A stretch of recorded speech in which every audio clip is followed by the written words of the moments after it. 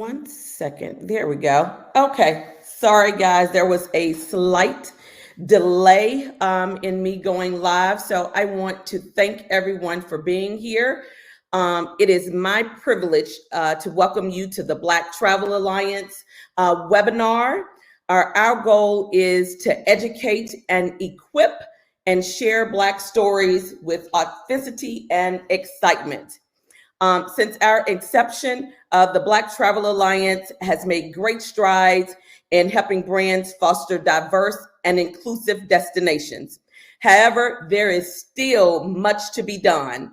In order to remain competitive in today's global economy, destinations must be innovative and creative when it comes to maintaining diversity within their destination. Recognizing Black History Month and Black stories is an opportunity for brands to go beyond messaging that preach solidarity but offer little action. So if your brand is serious about celebrating the Black community, the commitment is one that extends into all aspects of the brand's fabric and their culture. It is imperative that hospitality brands, DMOs, CVBs consider their impact of their celebrations, and they recognize Black History Month just doesn't end when March the 1st begins. So we want to thank you for being here, and we hope that you really enjoyed this webinar and that you come with an open heart and that you make changes to your destinations. So with that being said, we have a few housekeeping rules that we need to do. One, if you are a brand, we would love for you to visit our expo before you leave. These booths feature Black creators who are available to help bring your campaigns to life for Black History Month and beyond. So please make sure you visit these booths. When you click on the booth, it shares information about the creator. It allows you to register your interest to continue the conversation for a possible collaboration. This portion of the event will be open until tomorrow. So that means that if you need to get off early, if you can't stay to the end, that you can come back and find the content creators that you're interested in and figure out how you can reach out to them at a later date so that you all can collaborate. So you can go and come back until tomorrow. If you haven't signed up for BTA's email, regardless if you are a brand or a content creator, please make sure you do so. Our emails are sent out bi-weekly to inform you of all the different opportunities that we have for our members and for the brands. Also, BTA is now on Amazon Smile. It's the holiday season. So as you are all preparing and buying for your relatives, your kids, your family, please use our link when you are purchasing from Amazon. You know, it helps us. You can find the link in the reception area, and we thank you in advance.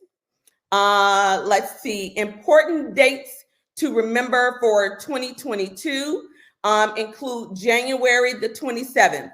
We are hosting a webinar that I am so excited about. We are partnering with Mediavine. If you all are not familiar with Mediavine, they are a full service ad management company for content creators and bloggers to help you monetize your brand, help you understand how to diversify your income. And so this webinar will help creators understand the importance of SEO and how to monetize your blogs. SEO is critical when it comes to monetizing and showing brands what you can offer. It is absolutely critical that you understand that, and Mediavine is going to help us with that. So please make sure that you sign up for the newsletter so that you can get the date on when that Mediavine webinar is going to be held. Also, for content creators going to Wonderfest in New Orleans, the Black Travel Alliance will be hosting a meetup on March the 12th from 6 to 8. We welcome you to come, fellowship with us. Refreshments will be provided on BTA. We look forward to seeing you there. So make sure that you get all of that information by signing up for the newsletter. Lastly, we'd like to thank our sponsors, Tourism Reset and the History of the Black Travel Timeline. For those who are unaware, the History of the Black Travel Timeline has been created by the Black Travel Alliance research team in partnership with Tourism Reset. It provides insight on the early Black travel explorers and groundbreakers, major migration movement, and leisure travel development for those from the African diaspora. So it also includes major judicial and legislative events, as well as cultural events that have inspired Black travel. Included in the initial launch of the Black History Timeline are 130 plus entries from the Americas, focusing mostly on the United States. The plan is to continue to build out that timeline to add Black leisure travel stories from all of the continents and countries across the globe. It is a fantastic display of our history, and we invite you to visit thehistoryofblacktravel.com. With that being said, allow me to introduce to you our wonderful president of the Black Travel Alliance, Martinique Lewis, who is going to take us into our program. Thank you, thank you, and thank you. Thank you, Tomiko, and I appreciate your kind words. We'll see you soon. So hello, everybody. I just want to thank everybody for coming out. I can't see what you guys can see because I'm backstage, but from what I understand, there is about 80 people on right now. And so what that says to me is that people are serious about changing the narrative, not only this Black History Month, but for the rest of the time that you will be working in your capacity. And that to me means so much. So I am going to share my screen and go right into the first part of the presentation. Then I'm going to bring up our fantastic, wonderful guests, Rondel and DeAnna, where we'll have a panel discussion. I'll ask them some questions and get their opinions and point of view, and then we will open it up for questions and answers. We will get done probably around 2:15. For then, like Tomiko said, after that, the expo will be open for you guys to visit, see what content creators are there. But I also would love for you guys to use the networking opportunity to network with content creators who might not be in the travel expo. It should have content creators in front of their names so you know exactly who they are. But please use this opportunity to network and to get to know each other. We don't often have events like this where industry and media are together, but at Black Travel Alliance, this is something that we wanted to say, that we said that we wanted to do. And it was to really help bridge that gap between the two. So I hope that you guys enjoy this programming. Please let us know any feedback that you have after. For anybody who was not here, for anybody who wants to share this with other people in their jobs or, in their brands, this will be sent out. It's being recorded. It will be sent out after and be available to other people. So without further ado, let's get started.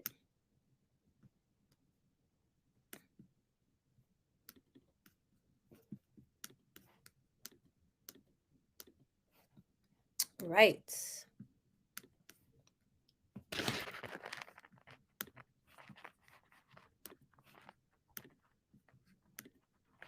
Okay, so welcome to How to Prepare for Black History Month, the travel industry's guide to sharing Black stories with authenticity and excitement.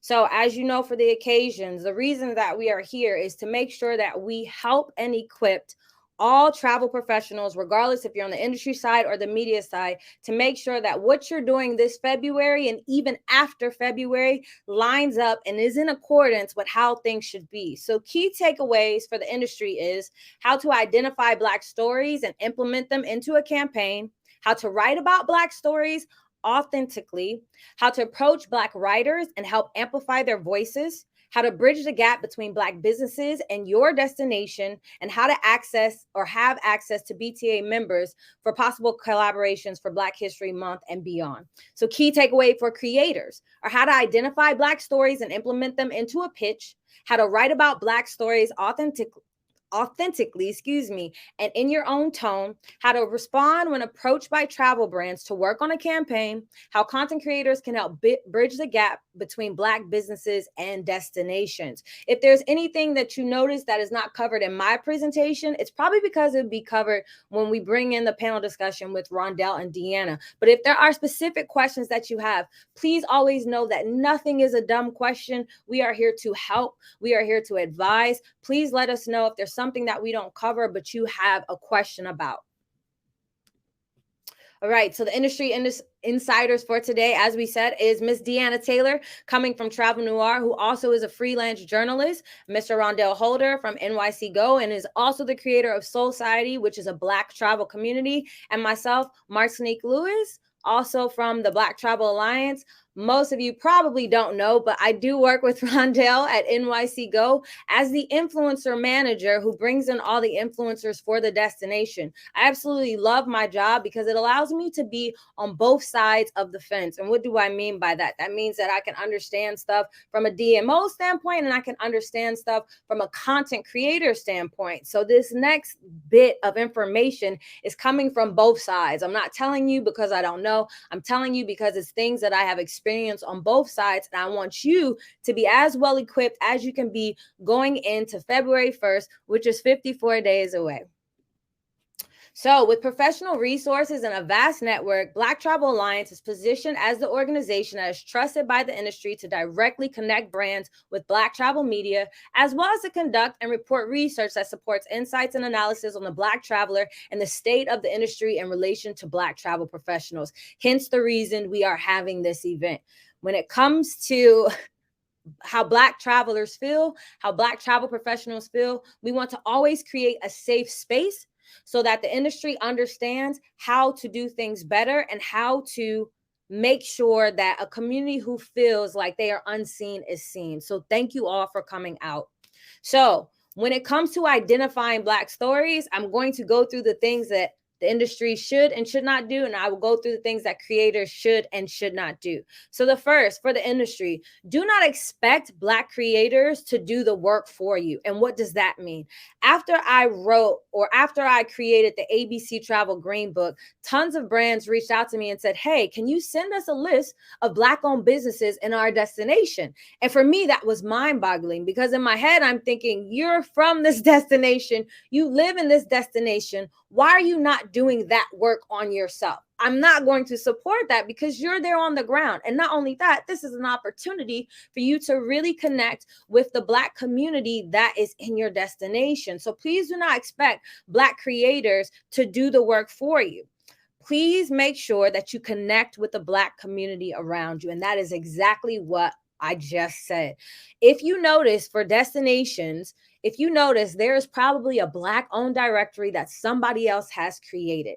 As a destination, there is no reason that you should not be collaborating with that brand to help amplify Black voices and bring to the forefront different businesses who are normally not amplified on your platform or anybody else's platform when they're visiting your destinations. For brands, do not focus on the struggle of a Black story, but instead of the success. And what do I mean by that? A lot of times there's a negative undertone that happens, right? Where people, you might talk about Willie Brown's store that was the first Black store in your destination, but you focus on the fact that the store is no longer there. You focus on the fact that he struggled, to possibly keep his store open, but that's not what you want to talk about. You want to talk about the success of the store, how that, made it possible for other Black stores to come into your destinations, or how that inspired other Black shop owners to open things up in your destination, or how him being the first one, he, made sure that nothing but Black, artisans was in that store. And then you tell the rest of the story that way, but do not focus on the struggle, instead on the success. Honor things unseen. So the history that was left out of the brochures and your local museums, right? Things that might not be there anymore, but that had an imperative or impact on the Black community. For example, Black hotels that used to be there, Black restaurants that used to be there, Black libraries that used to be there, Black Black monuments or Black landmarks that no longer stand there. Create that I guess you would call it that sign that sits there and lets you know this is the place that's there, or go ahead and that's what you end up telling the story about during Black History Month. A lot of these things are the reason that Black people could possibly be in your space. So I know when I visited Wisconsin not too long ago, there was a factory that brought a lot of Black people from the South to Wisconsin. So them being able to speak about how that factory created jobs and that's how a migration to Wisconsin happened was a part of the history that I've never heard before, but it made sense as to why these Black communities or why Wisconsin is this percentage Black. Well, because there was a reason that they came. So make sure that you tell that story when identifying Black stories. And then the last thing is connect the past of your destination to a brand in the present. Always show how somebody came before a Black story or a Black business or made it possible for them to be in your destination these days. So always figure out how to connect the two,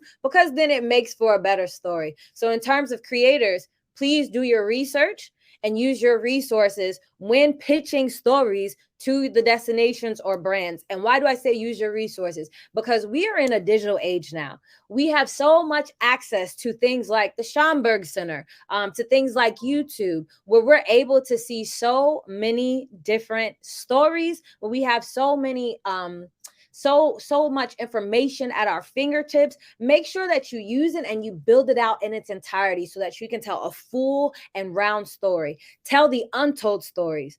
As Black creators, as Black people, we are all tired of seeing the same stories told every Black History Month. Find that story that has not been told. And it doesn't matter if it's in a destination. It doesn't matter if it's in its entirety, but tell the part of the story that people don't know so that it brings more visibility to that story. Do not focus on struggle, like I told them, but instead celebrate your subjects. Celebrate Willie Brown for being the first Black owner in that city, in that area, in that state, and how he created the Black Union for whoever. Make sure that we're being celebrated instead of talking about the struggle. A lot of times, I understand as Black creators, we're upset sometimes. And we talk about how the fact that, Willie Brown, the reason why he couldn't keep his store open was because the banks didn't like Black people. And it's not to leave that out, or it's not to say that the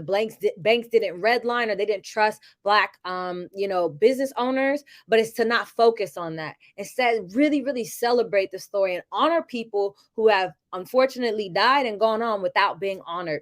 Show the correlation of the past to the present, just like I was saying to the industry side. Make sure you connect the two. Willie Brown is the reason that there's now 45 other, Black businesses in this destination. And then ask to connect with the Black community. And what do I mean by that?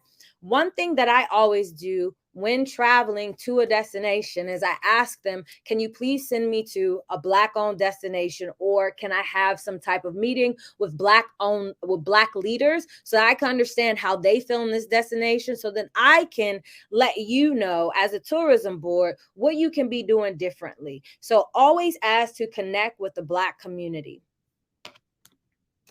So how to write Black stories. So this is for destinations. Hire Black writers. And I know this seems elementary, but you guys would be surprised how many people who aren't Black end up writing about a Black history piece or a Black story. And it's almost like, why would you do that when there's tons of Black journalists available to write this piece and who want to write these type of pieces? Like, there was people who were in your network who could have brought this story out a lot better because they understand it, because they identify with it more. So hire Black writers. The other is to write regularly. Please don't use any slang. Please don't use any AAPI. We don't like that. Okay. If you don't talk to us regularly like that, don't write it in your actual captions. Don't write it in any type of article. Please stay away from that. Treat us like we're regular people, because we are.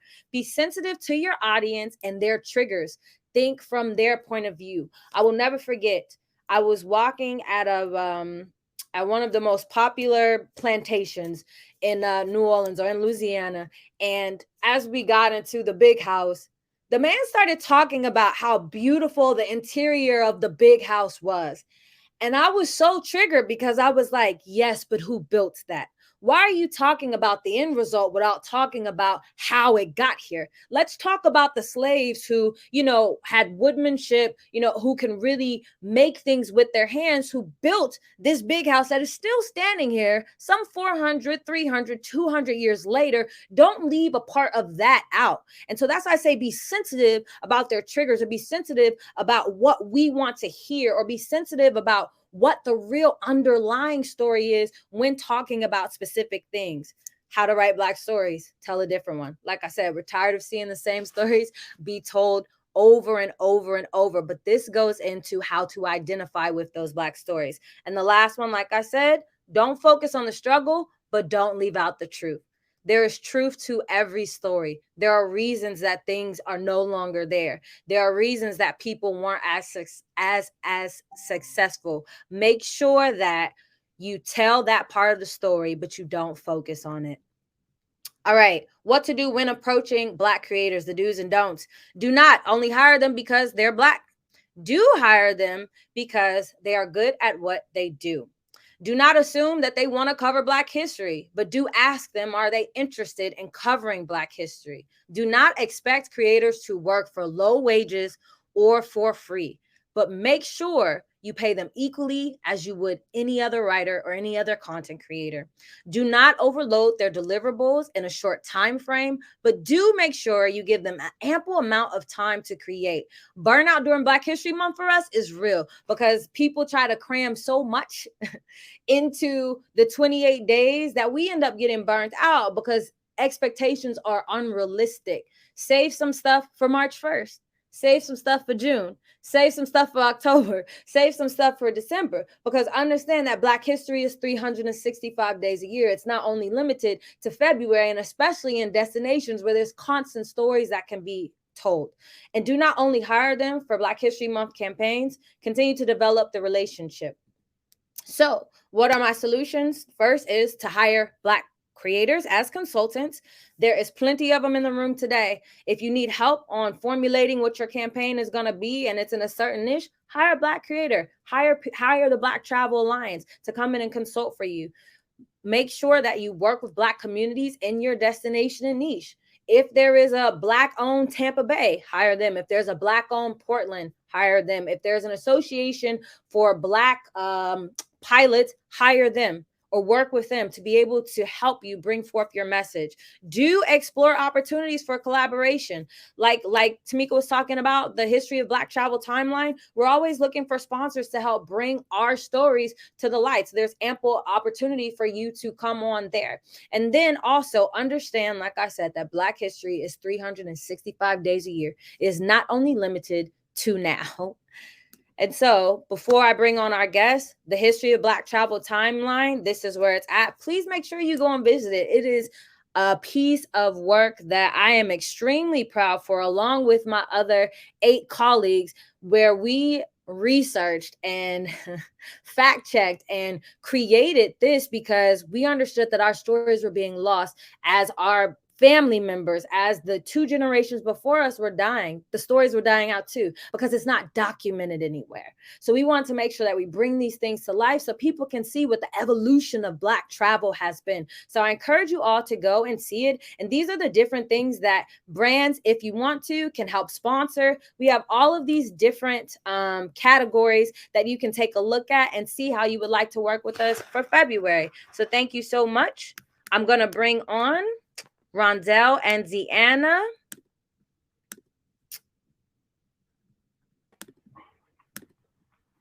Hi, friends.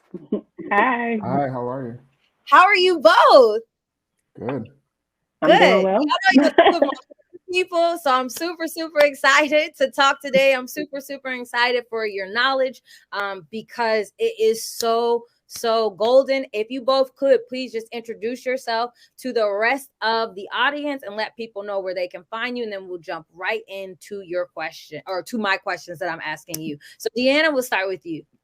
All right. So hello, everyone. I am DeAnna Taylor. I am currently the senior editor at Travel Noire, but before that, I'm a longtime travel writer, an avid traveler, and I'm just excited to kind of share some of my tips and gems with you, especially as brands and even content creators.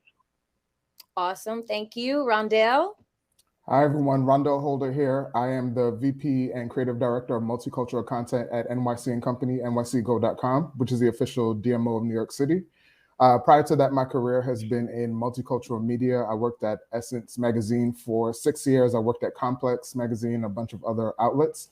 As Marty mentioned earlier, I'm also the creator of Soul Society 101, which is a Black travel community. And in addition to that, I am a travel writer and content creator independently. So I've most recently worked with Marty at a destination and had a great trip and creating content there, and worked with outlets like Travel and Leisure, TripAdvisor, etc. Yes, and just to let you guys know, both of these humans have amazing content, video content that you can see that talks about so many different destinations, and just really, really, really excited to have you both here. So Rondel, we'll just hop right into it. I'll start with you. Please let the people know, okay, what it means to be a vice president / creative director of multicultural content, because me being at NYC Go with you, I've never seen this position before. You just got promoted. Kudos to you. But I've seen you come in, completely disrupt the space. And I just want you to talk to us a little bit about that and tell us whether or not you think that every DMO or tourism board should have this position. Sure. So the role of Vice President and Creative Director of Multicultural Content, essentially, I'm leading the storytelling around Black and Brown people in New York City, which is a huge task and honor, super honored, especially as a New York native, to do that work. I think if to answer your question on if every DMO should have this position, I think if you have the means to, you absolutely should. As we know, a lot of the US, as well as the world, was built on Black labor, is built by Black people. So a lot of destinations have Black stories, whether you're looking through that historical context of even creating the spaces that exist today, but especially the modern day stories for those destinations that are diverse, which is a vast majority of destinations. There's always Black people, Black communities, Black business owners and creatives that are pushing the culture forward, that keep your destination moving forward, that keep it vibrant, that really are the pillar of what people even love about your city without even knowing that it's Black people behind that. You know, if you look at New York City specifically, a lot of what people love about New York City is, you know, from Black people. You know, if you look at the music of New York City, like I'm a 90s music fan. You know, that was all Black people in New York City. If you really look at R&B and hip hop, if you look at the fashion space, if you look at the cultural space, there's so much to explore, and that's just in New York City. So I think if you take the time to look at your destination, there's absolutely space to tell continuous stories throughout the year. And I would also say, you know, for smaller DMOs and smaller businesses and brands, travel brands, you might not always have the budget to do that, but you should absolutely, if you can't hire a head of multicultural, you should absolutely be hiring consultants and hiring freelancers to help you do that work. Because regardless of if you can't hire a person in a full-time position, you need the support of someone dedicated to that work. Yep. It's someone who looks like us, more than likely. Yeah, I think absolutely. That's absolutely. And that's why, again, it's such an honor. As a native New Yorker, I knew so many stories that I wanted told that I'm like, I've never seen anybody talk about this person or this neighborhood or this community that's so vibrant and so important to the city. So I'm sure if you hire someone who lives and breathes that space, they have stories that you have no idea exist. Mm-hmm. Mm-hmm. Absolutely. Thank you. Thank you so much. All right, DeAnna, first question to you. You are the senior editor for Travel Noire, a Black travel community that releases articles daily about all things in the Black travel space. How are you able to identify what exactly to write about, and is it difficult? Is it common sense, or are people just not looking in the right places? Well, obviously, as a Black-focused travel publication, you know, I would say maybe 80% of our content is focused on telling Black travel stories, or just simply equipping Black travelers with the resources they need to safely navigate the world. So for us specifically, you know, I'm constantly looking in Black travel groups, Black travel forums. So Black travel movement is a big one that I look into. Pages like Black Travel Alliance, pages like Travel Noire, people are leaving comments. They're, asking questions of things they want us to write about, things they want to share with us as far as their own personal experiences. So honestly, if you're just taking the time to look out there, like social media is, it's amazing. It can be bittersweet, obviously, but it's also an amazing resource, simply because people literally tell you everything you need to know. And it's just a matter of spending a few minutes a day, like looking. Like I can literally scroll my Explore page and boom, a story is there. And then I take my time. I may reach out to the person. I'll obviously send it over to my writers and I'm like, hey, can somebody look deeper into this if we don't have, all of the information at that time? So I wouldn't say that it's 100% difficult. You just have to be willing to take the time to look and to look in the right spaces and places. There are dozens, and I mean dozens at this age and stage of social media of Black travel pages, Black focused pages, Black business pages. I think every major metropolitan city at this point has a Black owned X page. So I'm from Charlotte, North Carolina. I'm born and I'm based here. We have Charlotte Black owned. And they're a group of also local and native Charlotteans who started this page to highlight all things Black owned Charlotte. I'm a part of a group here, Eat Black Charlotte. We focus on all things Black owned restaurants here in Charlotte. So there are ample resources to just simply go out there and look and just kind of get the wheels turning as far as content and story ideas. And then, to really be authentic in seeking those stories.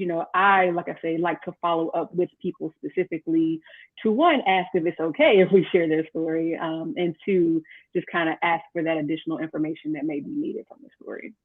Definitely. It's always so funny because when we have BTA executive board meetings, the one page people are always on is the different 25 Black travel communities to follow. And I always tell brands, like, social media is gold for y'all. Like, Google's not going to tell you that, but social media is going to make sure you know what you know. And for a lot of y'all who don't know DeAnna, I need y'all to understand she is like the queen for all of us, because she is the reason all of us got engulfed into some type of media, because she more than likely wrote a story about us and our actual journey in the Black travel space. And so I just want to thank you for that, because people don't understand that, like, you are the reason behind that. And once it starts from Travel Noire, then it goes to a Condé Nast, then it goes to a Travel Insider, it goes to everybody else, but it starts with you. So thank you for that. I really, really appreciate it. Rondel, you already spoke about how important it is to share Black narratives, but can you give us any insight as to why you think most destinations don't? Like, do you think they're scared? Do you think it's a lack of knowledge and a lack of resource? What do you think the reason is that we don't see more Black stories shared, like how NYC Go has done it? I mean, obviously they don't have a U, we know that. But other than that, what is the reason? I say a lot of brands, I consult with a lot of brands in tourism organizations and travel brands, and a lot of them are scared to start. They say they don't know where to start. So I think the conversation that we're having right now, and a lot of what DeAnna just mentioned, is super important. It's important to put one foot in front of the other. If it's a space, one, like I mentioned before, if it's a space you're not comfortable with or don't feel like you're the right person to make that move, you hire a consultant to do that. Two, there are a million resources out there that exist.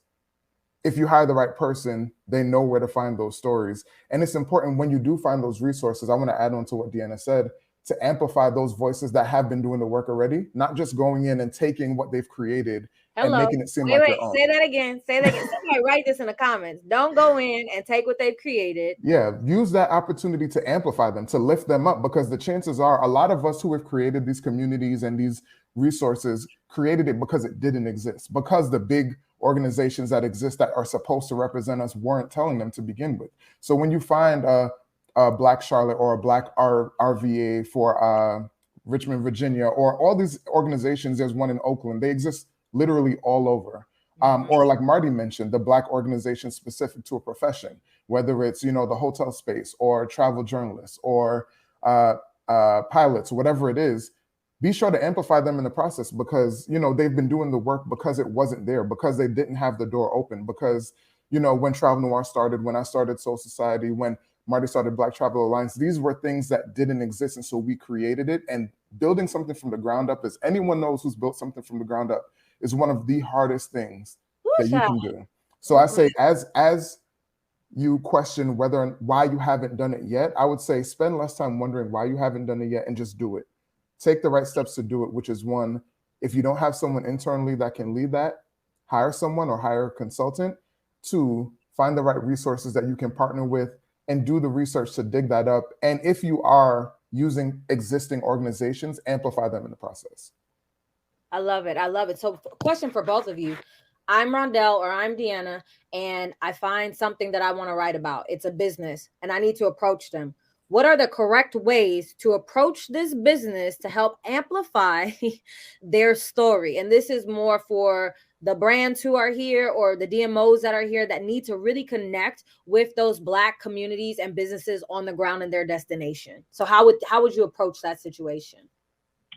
Well, me specifically, because I know people, they check their DMs sometimes before they check email, but I'll definitely send an email and say, introduce myself. Hi, my name is DeAnna Taylor. I'm the senior editor at Travel Noire. I'll obviously link my page just in case they don't know who Travel Noire is. And I'll just let them know, like, hey, I love what you're doing in your respective space. And I would love to, chat with you or set up a time to interview you. Could you provide your email address if we're speaking on social media, or if we're speaking by email? Could you provide some days and times that you're available for us to chat? Because I would love to highlight and share your story with our audience. And people have the right to say no. I also want to make that very clear that, even though we find the story to be appealing, or we think that it would be amazing for our audiences, no matter who we are, if we are a Travel Noire or a Travel and Leisure or a Forbes, someone has the right to say no as well. So also be mindful of that. And, I don't like to be pushy in my approach. I never want to come off like you need to give me your story, because again, if I'm not approaching you in the right way, you're not going to feel comfortable sharing your story with me. And even to take it even further, you're then going to have this mindset of, okay, like, what are they really trying to get, from my story, or what is the real motive? And I mean, everyone doesn't think like that, but your approach can say a lot. So, I mean, definitely be mindful that these are people just like you. They are working to build a brand, like Marty said, from the ground up. So, they're just starting out. And yes, people are excited to get their stories out to a bigger audience and a bigger platform, but also people are very protective of their brands too. So you have to be understanding. You have to, again, be very patient. Because everyone just doesn't have that, quick paced mindset that we have, especially in the editorial space. So they may take a little bit of time responding, but just, again, be mindful of all of those things. So to sum it up, be mindful of your approach, be patient, and, understand that these people do have a right to also protect their brand if they feel the need to. Mm-hmm. Mm-hmm. Rondel? Yeah, completely agree. And I would say +1 on all of that. And I would also say, in terms of myself, I've written a lot of the stories. I should say nycgo.com/the Black Experience is where you can see all of the Black focused stories that we've created around New York City so far. And as you'll see, as we do neighborhood guides to places like Bed-Stuy, Harlem, Jamaica, Queens, Flatbush, Crown Heights, I've written a lot of those stories, but I'm also mindful that I am not the expert in all things. So I'm always happy to hire writers. Usually I try to hire writers who represent that community or that space, because obviously you can share a lens, a POV on a neighborhood that an outsider can't. And that's not only geographic community, I'm also talking about cultural community. And that's really important, because as they reach out to these businesses, there's oftentimes a cultural connection that you have that can help fast track that story. There's also a connection that you might reveal, the person that you're trying to interview might reveal something completely different based on who's interviewing them. I've seen that happen countless times, both domestically and internationally, that someone can go to a destination and have a completely different experience based on who they are and what they look like and how they're received. And that's not only based on who you are, like your race and your ethnicity, but it's also, like DeAnna said, how you present yourself, what your approach is. So I would say keep all of that in mind as you're reaching out to people as well, and you're hiring people to reach out. Yes, and I want to just piggyback off of both of you guys, because this is also the importance of having somebody of color in your internal team. Because just like Rondel said, a lot of times Black business owners are not going to say what they want to say or even feel comfortable with people who do not look like them, because they feel like they've already been overlooked and that brands are now just coming to them because now it's cool to be woke, or now it's cool for diversity, equity, and inclusion. Now it's cool finally after June 2nd, when everybody posted their Black squares, to now amplify Black voices, but you weren't doing it before. But what I can say, because I've seen it firsthand when I was on a press trip and I went into a Black business, you know, she was like, I know you here because you want to be here, but do they really want you here? And I was like, well, why do you say that? And she's like, because they ain't never been here. She's like, but they'll send you. And it just opened my eyes. And that was feedback that I had to get to the destination. Like, you want to, you know, amplify her business and her voice, but you've never gone and spent your dollars at this location. So to her, this is phony. And that's really, really important, because she is a walking billboard for your destination. And so I want brands to really, really hear that, because it's extremely important. So thank you for your insight on that. So next question, Rondel, when presenting information to your team internally, how do you present information so they understand your point of view from a community that has been overlooked? How would you suggest attendees do this? A lot of people often say they don't know how to present this type of information to the decision makers to get the support and funding for these projects. I let people know at NYC Go, our higher ups, they're here for it. Like, it's easy to, well, at least in my position, let me not talk about your position, but at least in my position, I came in and everything is now diverse, like super, super diverse in terms of the influencers that we're bringing in. My direct boss, he never says no. He's like, yep, let's do it. I don't know if it's the same for you, if it's the same ease, but how can people get past that point, or even the fear of asking? Because as we know, the travel industry is predominantly white and older male, and they might not understand the narrative. They might not see it as important. So if you could give us some insight on that, that would be perfect. Yeah, for sure. And I completely agree about what you said, Marty, both in terms of my experience at NYC Go. My direct manager has been awesome. But I've been in many situations where it hasn't been that. And what I will say, even with me having a good relationship with the higher ups, I always back everything up with research. So every platform that I've created, because I put a link to the Black experience in the chat for those who want to check it out. For that, before I created that, I started with a full brief. I did the research. I said, these are the neighborhoods where Black people live in New York City. I bulleted out some of the stories, referencing like some of the types of stories and even formats of the stories that I want to tell. Performance metrics for some of these stories showing that people care about this stuff. Like, it's not just me saying, hey, as I work on this, I want to create a story about Flatbush. No, here's a story about Flatbush that blew up, that was explosive because it hasn't been told before. Not that I want to tell this exact story, but this is an example that you can look at.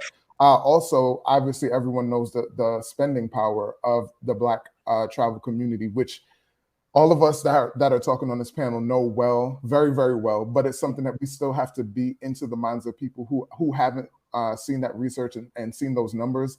The last, I think, was 63 billion or something like that. Black people spend money on travel. Black people, a vast majority of the time, are not spoken to as it relates to travel content, as it relates to travel advertising, as it relates to just overall. And again, that's why we've created these communities. That's why so many of these outlets exist, because no one has spoken to us as long as we've been alive. And that's a problem. As you travel and you look at the ads, and not one ad is of Black people traveling, it's literally very slender white man and white woman, preferably blonde hair, gallivanting on the beach. That's a vast majority of the ads that you'll see. And truly, if people think that that's supposed to represent us, thank you for the update, Tomiko. 109 billion, that's right. So if 129.6 listen, overall. Correct me. Thank you very much, everyone. So as you're thinking about all the advertising, content, communication, now all the way to social media content, like Marty said, all of it needs to be diverse. All of it needs to be very, very representative of not only who's coming, but who you want to come. Who are you speaking to? If you want Black people to come, if you are positioning yourself as someone who is open, an open destination that's welcoming to Black people, show us. Let us know. Yeah, and I think this is really important. For those of you who might know Lily, who now works for Skift and writes for Skift, she recently, I think 2 days ago, released article that was basically talking about how tourism boards create these ads as if the white people who are coming in, it's like the white savior complex. Like, well, I'm coming in to save your community, even in diverse areas. And it's like this complex that people don't even think about, but it's like, this is not representative of what's really happening here. So I'm really glad that you said that, because it does make a difference. For those of you who have the Black Traveler study that we did with MMGY Global, you see all of the places Black people want to go, why they're traveling to these places, and the amount that they're spending and how they're getting there. 129.6 billion. Yeah, that's a lot. That's a lot of. If you choose to miss out on that, I'm sorry for you. Right? But common sense tells you to now add some people of color, and not just people of color. I mean, we want to represent everybody, but specifically people of color, because that's what we can talk about, to your marketing. And, you know, brands, this is what I tell brands all the time. When I sign deals for press trips, I always put in 5 images for licensing, because I want you to use those pictures. I want you to put them on your website, in your brochure. I want you to use them on your social media, because the first thing I do when you invite me to your destination is go look at these things and see if I'm there. Because if I'm not, I'm like, all right, are you really thinking about me? Right? And how come you have not? But how can I also change this narrative? So thank you. And I just wanted to add something really quickly to that. And the Black Experience platform isn't always on platform. So it's not something that we do for Black History Month. We're literally creating Black-centric content around New York City throughout the year. To Marty's point, Black history is not just February. We literally are making history every single day. And so we're also making sure that we're integrating that type of content throughout everything we do. Our large tourism this year was our largest tourism campaign, making sure that we have representation in that, and every communication. So making sure that you can create a source, but as you're creating your overall content, making sure that Black people are represented there as well. Absolutely. Thank you. DeAnna, Black content creators feel comfortable sharing their stories with Travel Noire because they recognize it as a brand that is constantly amplifying Black voices.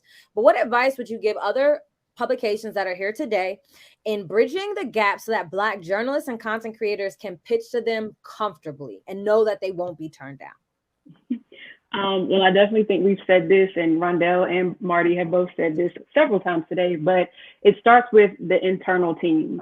You're definitely going to have to hire people of color, specifically Black people, on your staff in some way, shape, or form. Again, if you can't hire a full-time writer, at least, you know, contract out some type of consultant, so that you have somebody kind of there internally to hear the concerns, to, you know, be able to voice back any of you all's feedback for particular Black writers, journalists, content creators.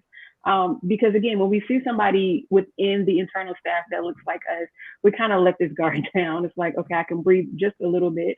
Of course, we're still going to be professional, but, you know, we want to feel comfortable in our approach and being able to say, like, I really think this would be a great story for X publication, but I'm not sure if you're going to be receptive to it. Whereas if I see someone who looks like me, then I know they may understand kind of where I'm coming from in my story, in what I'm wanting to share in my content. And that's not to say that all Black people are the same. We are not a monolith. I like to reiterate that time and time again. Like, no two Black people are the same.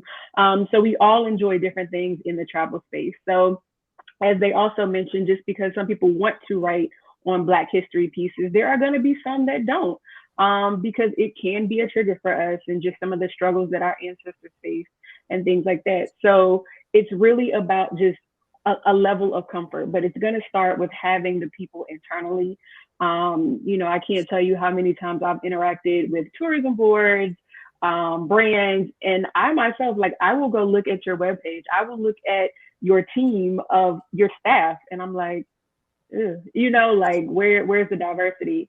And I get it. Like, you are trying by reaching out to a Travel Noire, by reaching out to Black content creators and journalists, but I think it's going to start internally. And sure, that's not an overnight fix.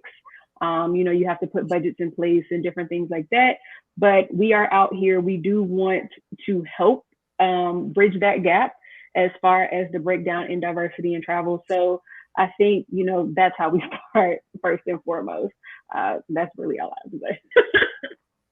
Yeah. And last question before we go to questions and answers for both of you guys, you're both welcome to answer. How do you feel about non-Black writers writing Black stories? Is there a way for this to happen authentically? If it does, and what are some of the sensitivities non-Black writers should have when writing about Black stories?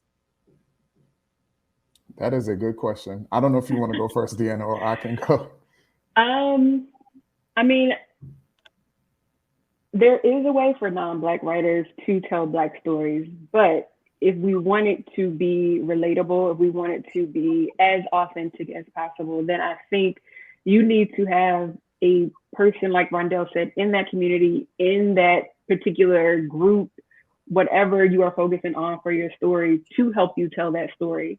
Again, if you prefer to write it in-house, again, source it out as far as bringing them on as a consultant to help you fact check, to ensure that your tone, your voice, you're not using unnecessary, slang, as Marty mentioned, unnecessary AAVE. Hire them at least as a consultant to ensure that it's as seamless and flawless as possible. But obviously the best way is to bring on Black content creators and Black journalists. As far as the sensitivities, know the audience that you're writing to. Know that, and this is for the journalists and content creators, know that everyone on that particular platform, as far as their readers, their audience, they aren't going to be receptive to hearing this type of information. Like, we get it every day. We are literally a Black publication, Black owned everything. And even when we put out Black history stories across the diaspora, we'll get people like, this is racist. Obviously they're non-Black people, but we're like, we are a Black publication. Like, I don't understand. Of course we ignore it, but I want journalists and content creators to not let that hold them back in them wanting to share and amplify their communities, share and amplify their ancestor stories, share and amplify these amazing Black trailblazers from history's past. Like, their stories deserve to be told. There's gonna be someone in that audience that is gonna want to hear this story. They're gonna want to hear it from your perspective. So never let the trolls, as we call them, never let them kind of like keep you from, being your authentic self as a journalist, as a content creator, because your stories matter. Your stories are needed, especially in this day and age. And who better to tell these stories than you? So just keep that in mind. And no matter what type of publication you're writing for, sadly, there are going to be people who just don't agree with the type of content. Yep. Rondel? Yeah, I will add, when you hire someone from the community, you get the nuances that you wouldn't get otherwise. You also get a non-prejudice POV. You also get, again, the parts of the stories that you may not have gotten otherwise. And one quick example, I just went to an event for a tourism organization 2 days ago. And it was a drink making class, a drink specific to that destination. And a journalist came in late and sat down and was like, what are we doing? What are we doing here? And we explained to her, like, we're making this drink. It's indicative of this destination. And she was like, well, what is it? And we explained what it was to her. Again, all of this was already abrasive, wrong approach. And then as we explained what it was, she was like, oh, that sounds like a stomachache. So the tourism organization is literally at the other side of the bar. Someone from that destination is literally right next to her. And she is already projecting her perspective and her POV on what this experience is. And that is a great example to me of why you need to make sure, as you're hiring people to do the work, to tell the stories, that do your best to hire someone that represents the community as it relates to multicultural content. It will change the way the story comes out. It will change the perspective that the person has. And if it's not possible, because sometimes it can be hard to find a person that represents the community, then make sure that you're consulting someone like DeAnna. So like we've been saying this whole conversation, or making sure you're quoting people and letting them tell their story within your larger narrative that you're telling. That's the way to at least make sure that those voices are represented properly. But in all ways, if it's possible, you should absolutely do your best. If you're telling a Black story, you should do your best to hire a Black writer, because there are a million of us, and I guarantee you a vast majority of us will tell you that we are hungry for the opportunities. And it's been a long time coming before we've been respected enough to tell these stories ourselves. Yep. Thank you. If there's any final thoughts that either one of you have, please let us know. I'll ask people specifically industry. If you have any questions, please drop them in the side so we can start populating the questions. But DeAnna, is there anything you want to say before you answer questions about this topic? I do want to say two brands, like I've just had this on my mind and my spirit the last few days, but, be mindful again that Black people, we are not a monolith. We are not all in a box. We enjoy luxury travel. We enjoy outdoorsy things. We enjoy, the gamut of travel. I have literally had hotels, brands tell me like, oh, I don't think we'll resonate with your audience because we only appeal to like a high wealth type of traveler. Do Black people not make money? Like, I'm a lawyer as well. I didn't mention that. So I have funds to, get myself around the world when needed. And I literally was paying for my flight. This is to the Seychelles, unfortunately. And I was reaching out to a hotel to partner for content. And this is the response I got as a Black journalist that, oh, I don't think you're who we're looking for as far as content. But I just want brands to keep that in mind. I've also been on press trips where I've been in a nicer hotel as well here in the States and constantly being asked, can you show me your room key? Are you staying here? But no one else is being asked that. So also, if you are reaching out to journalists, treat them the same way you're going to treat any other non-Black journalist. Don't try to appeal to them or what you think they like. Like, get to know them, ask them, what do they like? I can't tell you how many times as far as like activities, when I am approached for content, oh, I think you'll like this. Well, actually, no, I actually enjoy ABC, but you didn't ask me. So, really get to know the journalists, really get to know the content creators, because again, the diversity in Black travelers, that's a whole nother ball game. So we are not in a box. We all don't enjoy partying, turning up, simply going to the bars and the nightclubs and your destinations. We enjoy the spas. We enjoy, hikes. We enjoy adventure travel. Like, I would love somebody to approach me to do like a soul adventure travel, skydiving. I've done it all in my lifetime, but like, we're not automatically approached for those things. So we enjoy all of the activities that your destinations offer. We can bring unique perspectives to these activities in your destinations. Telling the story as, being in the minority as far as a Black traveler who enjoys such different niches of travel. Because that's a story in itself. Like, we are looked at from our own peers, like, oh, you do that? So being able to tell that story, how we got over fears, how we did different things. So just kind of keep that in mind as you approach us for opportunities, that there's no one single box that you can put us in as travelers and writers. Absolutely. And I could just tell you guys right now on this call, as DeAnna said, luxury travel. You got Tomiko in the comments. You got Nadine in the comments. Danielle Desir, who is the thought card, luxury travel. Gabby Beckford is here. That's Gen Z travel. Lauren Gay is here. That's adventure travel. Like, there's so much. Like, when she says we're not a monolith, we're not a monolith. If you visit the expo, you'll see military and veteran travel, which is something that you're not going to find all the time. You know what I mean? There's so many different outlets. There's family travel. People have no idea. Pat King, who is also on the board for Black Travel Line, she does skip generation travel, where she travels with her granddaughter, which my mother also does with her granddaughter. Like, there's so many different niches that, people are just kind of like, don't think about when it comes to Black travel, but we are out here, luxury travel. I forgot Rondel, who be all over the world, living like the boss and the king that he is. So yeah, please make sure, that people understand that. And that's just 4 or 5 that I named, but they're in here. They're in the expo. So please make sure. But additionally, if you were following those Black travel communities, you would see it. Tell you right now, I worked for No Madness for 3 years. Evita let me just run with the social media. Black surf communities, Black ski communities, they're out there. Black outdoor communities, they're out there. You just have to tap into them. Rondel, last words or anything Listen, to say? I keep saying I'm going to +1, but I'm going to +1 again. My biggest, biggest thing is that the Black experience is not a monolithic experience. And if you, again, I keep talking about the website that I led, the Black Experience in New York City, but if you go in there, you'll see we covered Black surfers in the Rockaways. We covered Black cowboys in New York City.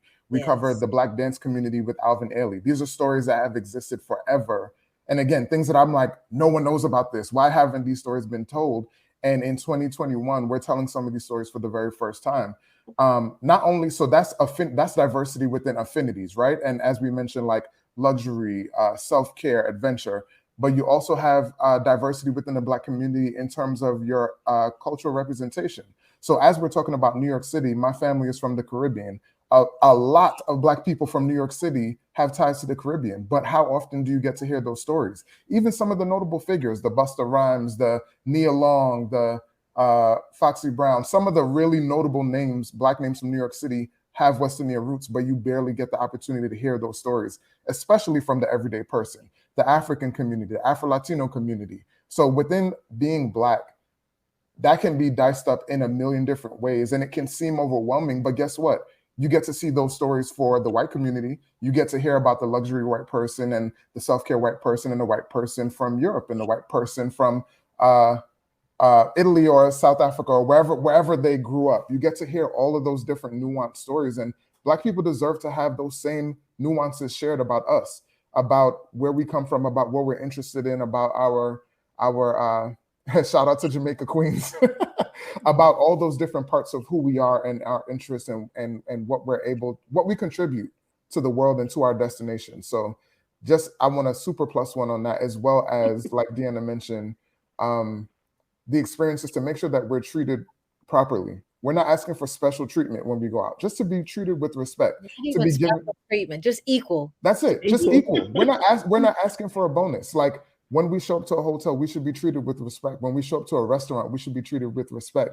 And when we show up to a destination, period, we should be treated equally. We should have the comfort in knowing that we don't have to look over our shoulder, or we should know that someone isn't always looking at us to make sure that we're supposed to be in this place or anything like that. So sorry to +1 everything you said, but I just had to add on because it was so much truth. No and now you done got me started, because I saw somebody talk about the pay gap, and Colby Holiday, who's also on the BTA team, has sent me the influencer pay gap study that came out. And I just want to throw some numbers out here, but I also want to make sure that industry leaders who are here understand the biases that they don't realize that they have when working with us. So this one says that 35%, and that is a new study, reveals that the racial pay gap between white and Black influencers is 35% bigger than the gap in any industry on record, right? So we have to understand we are getting significantly less. But to speak to what Rondel is talking about, I had a situation where a travel influencer, Black male, worked with a brand, and a white female worked with a brand. They sent her to 5-star restaurants. They sent them to hostels. How? And why is that okay? And why is somebody thinking like that? And they're going to the same exact areas. Well, maybe that was his brand. It wasn't his brand. So these are things that we're talking about, where you do things where you're not really realizing you're doing it, but it's unconscious bias that you have. And we're asking the travel industry to change their perspective or perception of what they think a Black traveler is, regardless if it's a content creator or a traveler who wants to come into your space. You know, I always tell brands, when you're inviting me, don't just assume I want to visit Black-owned businesses, but have that on the itinerary of possible places to go so I can make that choice for myself. But also, I'm telling you that I want to be able to see that I have that option. As Rondel said, we did a press trip together recently, and one of the places that I asked them to put us on was to go to a Black-owned restaurant.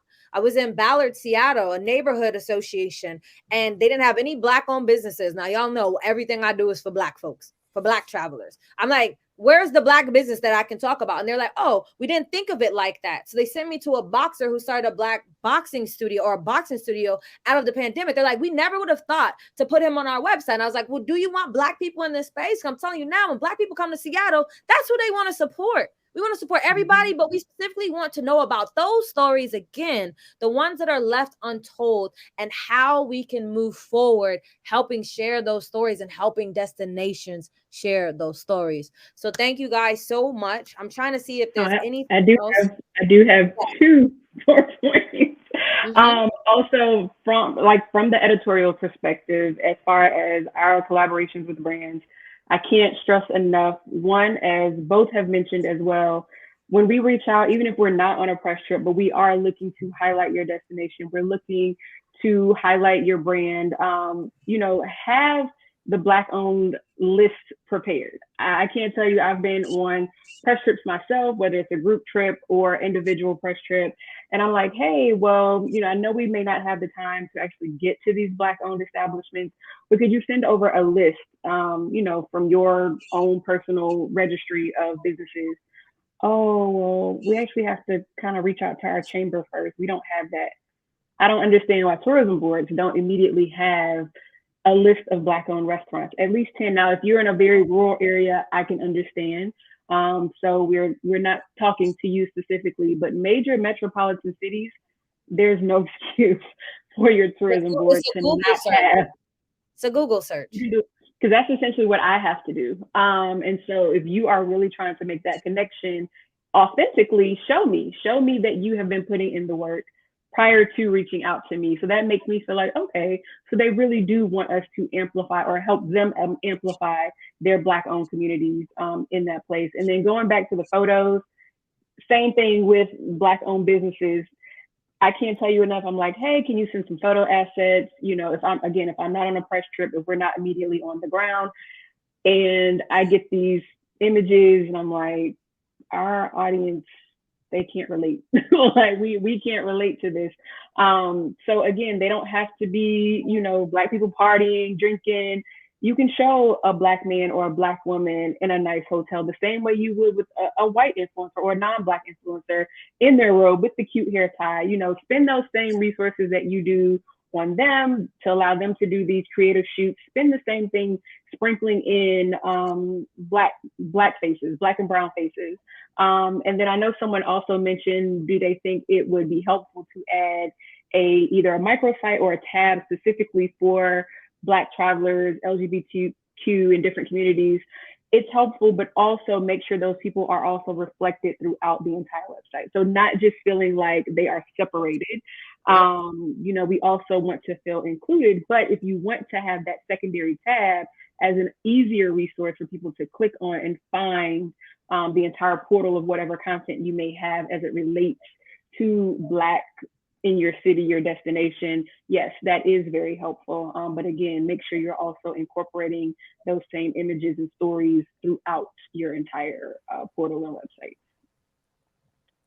Yeah. And if I could just add something really quickly, I know we have to get to questions. It doesn't have to be quick. This is all for question answer and whatever you want to say as questions roll in, please, by all means. And I will say, as I've been sharing content, first of all, I've been sharing Black travel content for a long time, but as I've been sharing it with NYC Go specifically, one thing that I noticed is that it's not just Black people that are interested in the Black stories in different destinations. That's something else that everyone should really consider. It's for a lot of destinations, for a lot of outlets, this is new content that hasn't been seen before. So if you put this, it's just fresh content, it's fresh opportunity. So if you've been to New York City 20 times, and you want to come for the 21st time, but you're tired of doing the same old thing. You're tired of staying between Union Square and Times Square, and you really want to go into the neighborhoods and really explore the real roots of what New York City is. It's not just for us. So when you go into Bed-Stuy, you go into Flatbush, you go into Harlem in these neighborhoods, there are all sorts of people who are excited to embrace that culture, to see how people are, celebrating life, to see the restaurants that they have, to see the shopping, the boutiques, the nightlife. So that's something else that you need to consider as you're creating Black content. It's great to get it from the Black perspective, and Black travelers spend money, as you've seen in the stats, but you're also getting people who just want to travel through a new lens for the first, whether they're visiting this destination for the first time or the 100th time and want to do something different. Yep. Classic example of that, just like you're saying, you go to places, there's a Chinatown, there's a Koreatown, well, there's also a little Jamaica, there's other things there. So definitely to amplify that also, extremely important. I saw somebody ask about examples of finding Black History Month content. I would suggest you look on YouTube, and I would suggest you literally go to social media sites and hashtag Black History Month or Black History, and there'll be tons of video content you can see. I think you said of people who do it well, but what you might think is done well and what I might think is done well could be two different things. So I encourage you to go and look up the hashtags and see the different things that you find. PBS definitely has programming that talks about Black history all over the world.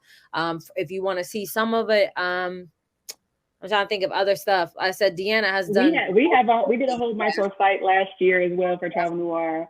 And even this whole year specifically, we've been telling tons and tons of global Black history. So it's out there. It's out there beyond social media.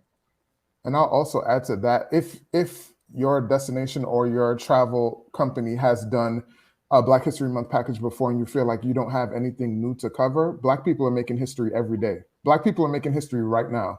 There are so many Black people that we know that are the first person to do something or the first person to be recognized for something. And that's history being made today. And it's super important to tell those stories as well. Black history doesn't need to be, you know, the 1800. It can be 2021. And sadly, in 2021, we are still making first. Sadly. Yep. And just to another point that DeAnna made, Black Restaurant Week, another fantastic community to follow. They do tons of different restaurant weeks in metropolitan cities from place to place. That's somebody who you can reach out to. And I want tourism boards and I want you guys to understand this is free information. So if you choose to not do anything with it, that is honestly at your detriment, because this type of information is normally things that are not spoken about. I can't think of any other type of event that has happened like this to help equip you for February. And we're not going to do it next year. This is a one-time only thing for the simple fact that we want brands to take what we say and implement it. And I want to make sure people understand the severity in my voice when I say that, because this is for you to go now and implement this into it. This is for you now and to go and hire consultants to help you. This is for you and go to hire content creators to then bring whatever you create or whatever you say you want to do to the forefront. One thing that I did not mention in the don'ts is do not hit people up on January 29th asking to save your brand's face on social media because you didn't create anything in time. That is so exhausting and it is so annoying, because what I always tell brands is no. And it's simple for me. I don't care how much money you can pay me. That is disrespectful, because the thing about brands is you have a budget for Women's History Month. You have a budget for Pride. Why don't you have a budget for Black History Month? Right? And these are things that we need to speak about, because this is the truth. It's something that has been around for ages, but you rather put your money somewhere else, even though you have the facts of what Black travelers are spending. Even though you have the facts from industry leaders like these two people on our screens right now. So please take into consideration everything that we're saying.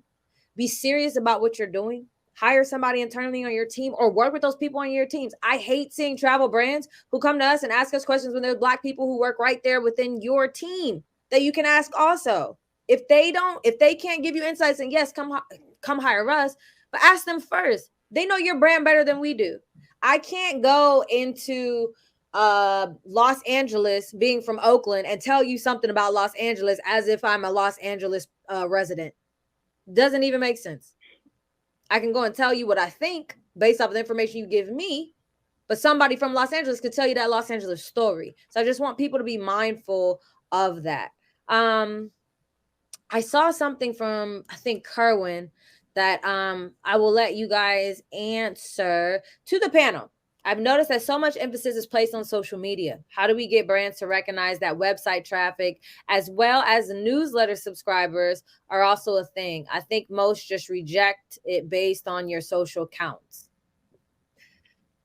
So it's a kind of complex question, but it's not. I mean, obviously website traffic, it's organic. That means that people are actually reading the content. So I think it just really depends. Everybody ingests content in different ways, but I do think brands should be mindful that website newsletters, they're just as beneficial as social media followers. Because again, social media followers, if it's obviously like video content, sure, they may be getting the information and consuming it that way. But if it's just like photo or something, 9 times out of 10, people aren't reading the caption on Facebook, but they're still gonna like the picture because it's a visually appealing picture.